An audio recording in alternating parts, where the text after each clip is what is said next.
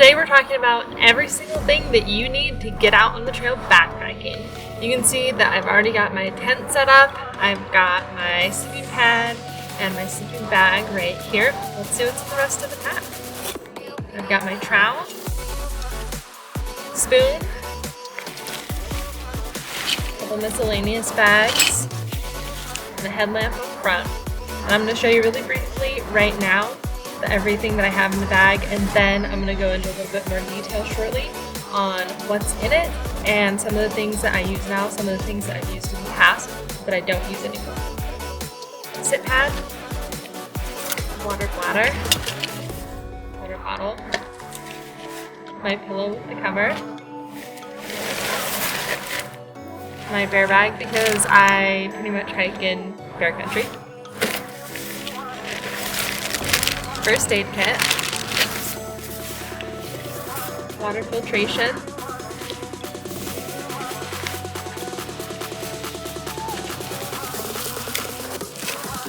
and my cook system. And that's everything. I'm Paula, and today I'm going to give you a complete list of gear that's going to get you out backpacking. We'll go over everything from what you need to make your food to sleeping comfortably at night. Alright, let's get started with water. First things first, you're going to want something to put your water in. To store my water, I'm going to take a hydration bladder. Something like this is what I would take with me. It's going to have a hose that comes out of my backpack and I'm able to access it anytime I want. I'll also take a water bottle with me so that I can put things like electrolytes into it without having to contaminate my hydration bladder. You can take a reusable water bottle like a Nalgene, a lot of people do. I find them to be a little heavy and a little clunky for the trail. So I'm just going to use something like this really lightweight water bottle. Although it is disposable, this one's been through a couple hundred miles with me already and it's in perfectly fine shape. I'm going to keep using it. Now, neither one of those things is going to help me filter my water, so I have a couple different things that I use depending on my trip. One of those things is my Be-Free water filter from Katadyn. It comes with a Hydro Flask 1 liter bottle, which is collapsible, and they also come with a lifetime warranty. The times where I like to take the Katadyn is when I know I'm going to be able to find fresh flowing clear water. If it's a shoulder season or if I'm unsure about the conditions, I'm going to take my Sawyer Squeeze. And they come with this handy little net bag. I'll show you what I've got inside. Here's my Sawyer Squeeze. It comes with this little tip so that you can filter it into a bottle. I got one of the cleaning couplers that I use with it because I can attach it onto my bottle or I can attach it to something else that has the same threading in order to just really easily filter. It also comes with this plunger and you can back flush it in case you have gotten any dirt, grime in there, anything that could be causing it to not flow as well. And then I changed out the bag that it comes with for one of these C-Knock ones. I really like it because the end comes completely open, which makes it really easy to scoop up water into here. And then I can attach my filter down here and squeeze it. Actually really smells like it could do with a cleaning. Next up is cooking. I'll show you my current setup and I'll also show you what I used in years past. Right now I have this little hot pouch from Gossamer Gear, and inside of that I have this little soda lid with a sipper spout on the edge, the lid for my pot, my stove, little cleaning cloth. This one's a Swedish dishcloth and I just cut out a little piece of it. I've got my fuel, the stabilizing stand, which is definitely optional, but I personally like it. Since I keep my fuel inside of the stove, I don't really like it when the bottom of it gets dirty, so the stand is handy because that keeps it up off of the ground. And then I have the standard Toaks 750 milliliter pot in titanium. And I got the one with the bail handle that you can attach to it. I don't keep it on there all the time, but I got this in case I needed to use it over some type of open fire, that I would have the option to do that a little bit more easily. For my utensil, I have a titanium spoon For my stove, I have the MSR Pocket Rocket Deluxe. And the reason that I got the Deluxe is because it's supposed to be better in the wind. And since I do a lot of stuff that is going to be up over tree line, I like to have that option that it's going to work better in wind. So that's what it looks like.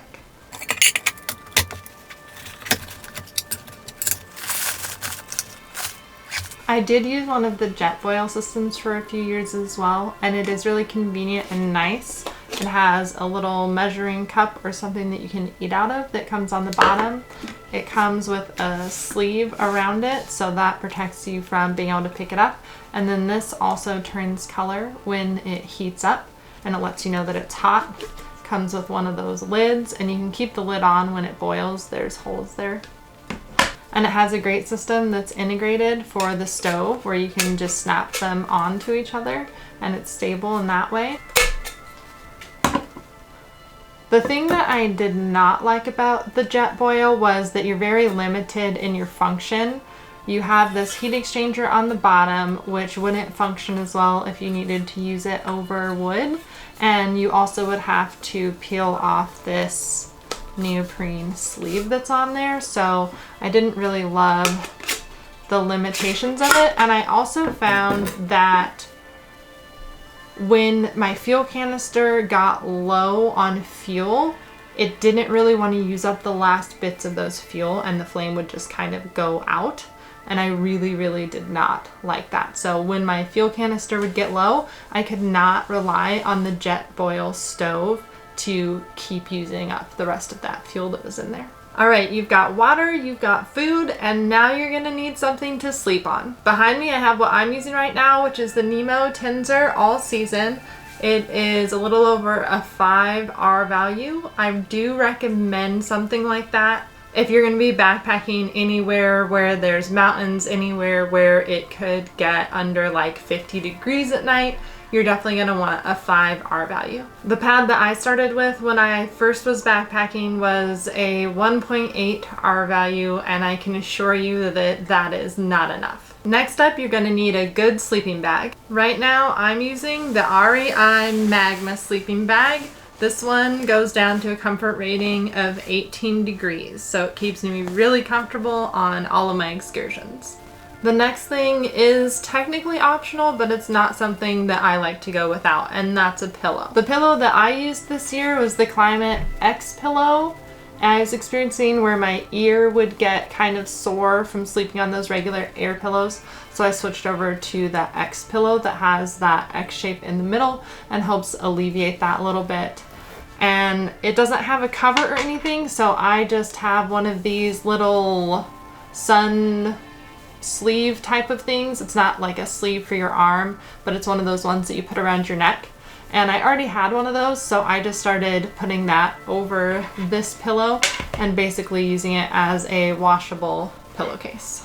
The next one can be a little confusing. I've seen a lot of people that worry a ton about what to bring for hygiene items, and you really don't need almost anything. So what I'll take with me is a small toothbrush, a little bit of toothpaste. I do have some dental floss that I take. This is just a little mesh bag that I have some kind of accessory or hygiene type of items in. So I've got this little thing of dental floss that I take that can be used for various things, even like gear repair if you needed to. I have a little bottle with Tylenol in it that I take.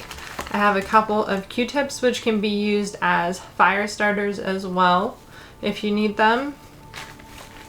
I've got some matches, a cleaner wipe, some Dayquil type of stuff, and then I have a hard time sleeping, so I have this like Z-Quil little pack in there, and chapstick. Last sleep item, and this was a game changer for me because I am a really light sleeper, so if you are too, this might be helpful for you, and that is reusable earplugs. So these are really simple. They go in with the shape of your ear, and they have kind of that three-tiered, I don't know if it's gonna focus on that.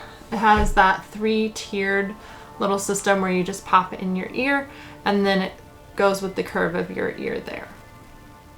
and I just use those at night. It doesn't block out all sound, so if there's really something going on, I'll still wake up. But if there's just like a squirrel running by my tent, it's not gonna wake me up in the middle of the night, which is really nice. In my little zipper pouches with my accessories, I'm also going to have at least one lighter. You can have a mini or a full-size lighter. The weight difference is pretty minimal. I usually have one of each with me just because I'm a little bit paranoid. I like to be really prepared when I'm out there. So even though my stove has an igniter on it, I'm still gonna have a lighter with me. If I need to make some type of fire or I just need another source, maybe the igniter goes out, I'm gonna have another source with me. Now, if you're anything like me, you've probably already got distracted like 10 times and forgot the first few things that I said you were going to need for your backpacking trip. So I'll have a link down in the description to my free backpacking checklist. Next, we have something that is very much not optional, and that's going to be some type of light source. I really like to use headlamps, and I've used a couple different ones. I've got some black diamond ones, this night eyes one, which is really just handy. It comes with a built-in battery. Does not come with a built-in battery is what I meant. So it just runs off of a little AA battery in there. And then this is my newest one that I picked up. It's a night core. It's a really ultra light version, but it's supposed to run for a really long time, and it has a red light option, which is supposed to be able to stay on for so many hours, which I thought was really cool. Now, I don't take a chair with me when I'm backpacking. I just use a little sit pad. The one that I like is this one. It is a Thermarest Z-Rest, I think. It does compress down after a while. It was a lot thicker when I first got it, but it still works really well. And you can sit on either side of it. I think you're supposed to sit on the reflective side so that it reflects your heat back up at you and doesn't let your heat go through to the cooler ground. But it's just a really simple little thing that folds up. It's really easy to fit onto your pack or on the outside of your pack. It's not permeable, so it doesn't matter if it gets wet, which is really nice. Another one that I take a lot of times with me is this one. You can see my duct tape patches. It's not the hardiest one out there. It's a Gossamer Gear Thin Light pad. It's that 1/8 inch closed cell foam pad that I know a ton of backpackers have and use, and I've used this one quite a bit. They have a new version out now that is supposed to be a little excuse me, that is supposed to be a little more durable. So I don't know how much better that could be than this one. I'm not really sure, but I've used this one a ton. I've just added a little bit of duct tape. Probably added like an ounce in duct tape at this point. That is not the only place that's duct tape on it. But it still works. It's still really good. I hike almost exclusively in grizzly bear territory, and that means that food storage is super important. Not only is it important, it's actually very much mandatory. So let me show you what I use. It's the year sack, and it is approved for bear use in all of the areas that I'm aware of, except for a few national parks that are going to require the bear canister, which I've also used before. And you just tie it to a tree and it's good to go. Another thing that I use with it is some type of plastic inside that's going to keep smells in better. In this case right now, I am using just sorry, it's really crinkly, but I'm just using a turkey bag, so something that you would normally like cook a turkey in, and I'm just using that inside of here right now. Something I've used in the past is just a roll top bag like this that I can put food into. This one actually came with a cargo net that I bought, and I just kind of repurposed it on a trip randomly at the last second when I needed something to put my food in. And then I will do a bear hang with these. But I can tell you that bear hangs, especially to do them properly, are actually really very difficult to do, so it is by no means my favorite method. So now I've got a small but crucially important item for most wild camping scenarios, and that is going to be a trowel. This isn't the one that I use right now. I'm using the Bogler trowel, which I can't find right now. Not sure exactly where it is, but it's just a little metal one with a foam on the end of it. But this is the one that I used for a really, really long time, actually. It's just a really basic plastic trowel from anywhere. You can get these at so many different places. They're readily available. And it's kind of nice because you stick it into the ground and you do your business and then you know exactly where it is because it's bright orange.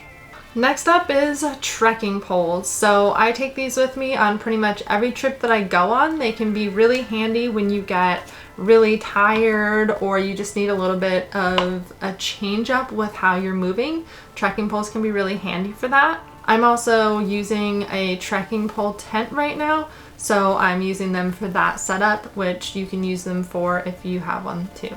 That's stupid. I'm also using a trekking pole tent right now, so I'm obviously using it for that. Moving on to shelters. Right now I'm using this. It's a very small one-person tent, which has a little bit of extra space in it actually. It's the Lanshan 1 Pro, and you do have to seam seal it yourself, so I'm not really recommending this particular one for beginners, but it is a really inexpensive option if you are looking at budget gear, so you may want to check it out, but just know that there is a little bit of a learning curve to setting it up, and you do have to seam seal it yourself, so that can add a little bit of a challenge. I've also used a tent that didn't even have a rain fly from Walmart. I don't recommend using a tent without a rain fly, but I have done that. I've also used a couple of Nature Hike branded tents. Those are ones that I get off of Amazon. They're really inexpensive, but they are pretty heavy for backpacking. Other than that, I've also used a Big Agnes semi-freestanding tent and a Eureka tent, which was way too heavy for backpacking at like 7 pounds, but I lugged that thing in there and I still went out. Of course, you're gonna need a backpack, and backpacks, it's kind of tough to figure out which one's gonna work really good for you. You can start with going to a local store and trying them on. My favorite one right now is an Osprey brand Asia or Aya. I'm not exactly sure how they say it, but it is an 58 liter. It comes in this kind of cool jade green color. It has a lot of different spots on it for you to hang gear off of. These are actually things that I added on, but it does come with a good amount of straps and things. You've got your helmet pouch out here and a couple different compartments. So it's fairly basic, but it works really good for me, and it's actually pretty lightweight too. So pick out the backpack that's gonna work the best for you. That's the one I'm using right now. I've used several others in the past. Some of them are actually behind me in my background, but I've used quite a few, some that fit me well, some that didn't, and I can definitely tell you from personal experience to prioritize fit over anything else, because none of the other features are gonna matter if it doesn't fit you well. And now we have the item that Search and Rescue is sponsoring me to tell you to take. Kidding, I am not sponsored by anyone, but this is really important, and that's a first aid kit. There are all kinds of first aid kits out there that you can buy. They sell ones at REI, and those are perfectly fine.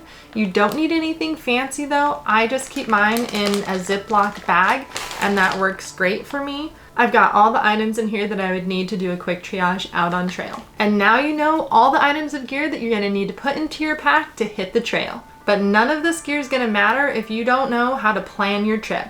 Check out my video on how to plan your first backpacking trip here. Check out my video on how to plan your first backpacking